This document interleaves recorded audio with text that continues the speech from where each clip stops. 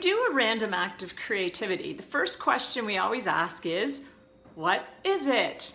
So today's what is it is a little pad of paper, and this is from the dollar store. And the important thing is that all the pages are square and they're different colors, they're pretty colors.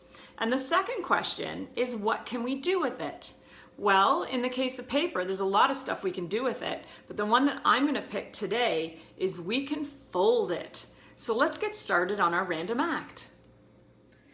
So I'm in my art room now, and I'm going to show you how to fold the origami boxes. And as you can see, I have a whole pile of sides already folded here. And you may or may not be able to notice that one of these things is not like the other. There's one that's out of place, and it's actually this one right here. And you might notice that all of these guys are pointing up and to the left, but this guy's pointing up and to the right. He doesn't fit in, and if you try to put him together with a box, it won't work. They all need to be going in the same direction, and that's critical when you're making origami boxes. So it's really important that every time you fold a box, you fold it in the exact same direction. So the first fold is just a fold in half, and make sure you do a nice crease. And the next two folds go into the middle like a book fold. And this is a pretty standard origami fold. And then again, make sure you have a nice crease. Okay, so now you're going to open it up. And because I'm right-handed, I always start on the bottom right corner. I'm going to fold this little point in to that creased line. So I've just got a tiny little flap here, and I'm going to turn it around and again work from the bottom right. And fold that in right along that creased line. So now I have two little flaps. When you fold it in, this is what it's going to look like. It's going to have the two little folded in parts on either side. I'm going to take the opposite corner to the folded in flap, so now the left side, and I'm going to fold it up to the right. So just like that, and give it a nice crease. And again, turn it around. I always turn it around and do it the other way. Fold it up to the right. And now you have a parallelogram with two nice flaps. You're going to open these flaps back up, and now you're going to fold them underneath the side part. The first fold is easy. The second one's a little trickier because you have to fold it in like a little present. There you go. And now you have a really nice X in the middle of your parallelogram. We're going to turn that over. And now again, I'm going to start at the bottom right corner and fold it up to the right point at the top. Give it a really nice crease, turn it over, fold the bottom right corner up to that top right point. So we've now made a square, really nice crease. We've now made a little square, and if you turn it over, there's our X again.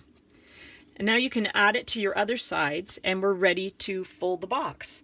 So we're going to need 6 sides all together. So I'm just going to pull 6 out. Let me see. I'll have to have a duplicate of one color because I only have 5 colors. So I'll just duplicate the orange.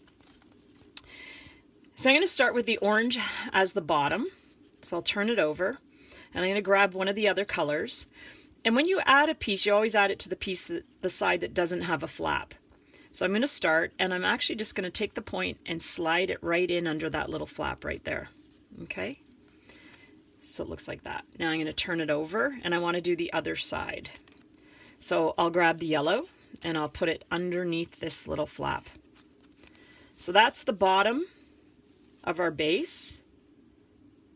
That doesn't make sense. That's the base. And now I need to do the other 2 sides. Now this is when it starts to get a little tricky, and you really have to hang on to the parts because they want to pop out all the time. So now I'm going to add the red side right here, like that. And then I'm going to turn it over and add the blue side right here.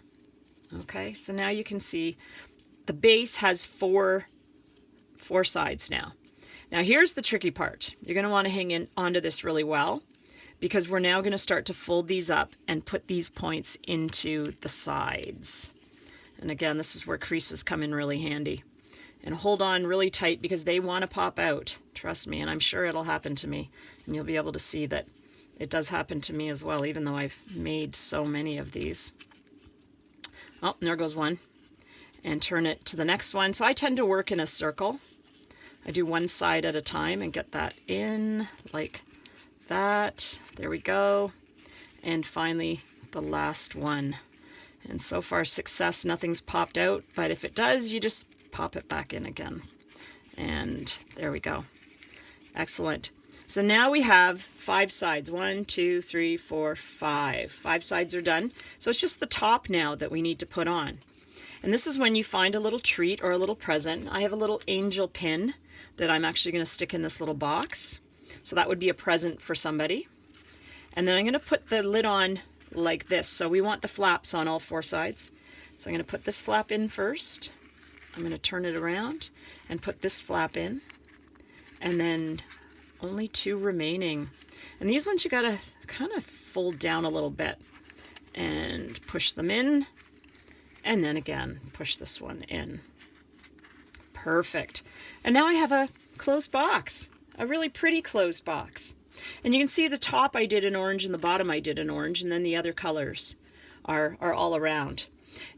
And then I can put an instruction like I did with this one. Open this box when it snows. I live in Canada. It will snow soon. So maybe in November, whoever I give this to will be able to open this on the first day that it snows. So they'll have a great little present. And like I say, if you want to do a bunch of these for people for Christmas with different instructions, it's an awesome gift and a really fun random act of creativity. Thanks for joining me. Have fun making origami boxes.